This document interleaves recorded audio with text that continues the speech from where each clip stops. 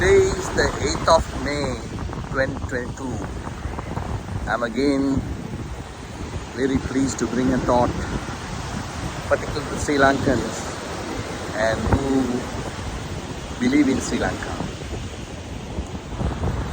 As I told earlier, we have gone through something similar during the period of 1970-77, led by Mrs. Bandaranaike, Dr. N.M. Pereira, Colina de Silva and Felix Dias Bandaranaike. They brought in a socialist agenda, created immense difficulties for people of the country, and there was a food queues, lack of food and many social crises that was there. But one thing I must tell you openly, Mrs. Bandaranaike, Dr. N.M. Pereira, Dr. Colina de Silva and Felix Dias Bandaranaike, they never robbed the country. They had the policies which probably was doing the right thing in the wrong way. Actually what they did was right, and if we continued we would have had definitely something unique for Sri Lanka. And as a result of this regime, the suffering that went through for the people, the well-known famous actor Gamini Fonseca, who became a member of the parliament and deputy speaker, did a film called Garayak, highlighting the difficulties the people have gone through and the arrogance, sometimes insensitiveness of the rulers. But again, I admire Mrs. Bandaranaike, Dr. N.M. Pereira and Colina de Silva and Felix, because they did what was needed, but it was in the wrong way. What is now needed is Sri Lanka at the bottom, at the zero. And from this we have to rise up. And we cannot be like Singapore or Japan or Germany. Sri Lanka has to create something unique. Jawahardlal foolishly in 1977 opened the economy more liberally. We don't need that kind of open liberal economy to bring every stuff in the world to Sri Lanka. There is a rural industry that needs to be revived.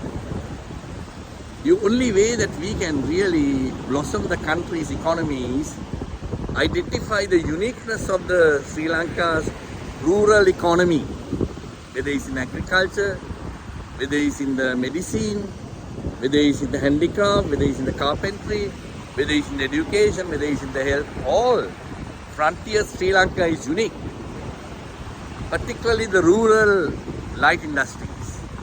And if we can convert these light industries and entrepreneurs as a social entrepreneurs, and then they can create greater scale to enrich more people in more places more often in this country. And internationally we can, some of the products and the produce of Sri Lanka can be exported. We have good stuff, quality things, and the young people of the country and now have the metal and the skills and the technology to partner with the rural entrepreneurs, and we are there to support.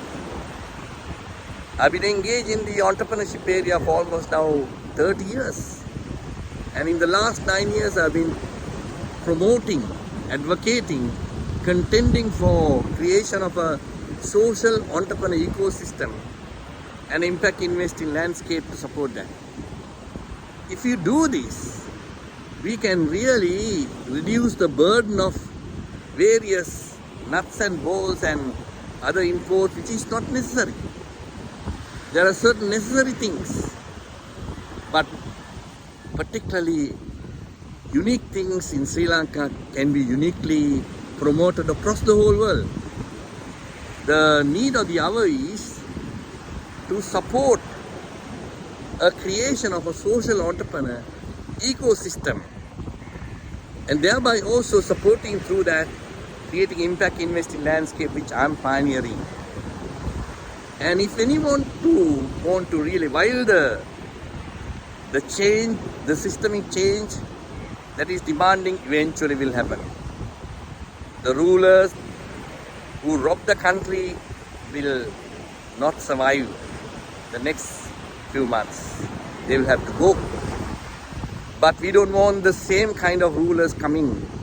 We need technocrats to really do a systemic change for this country for the benefit of the younger generation.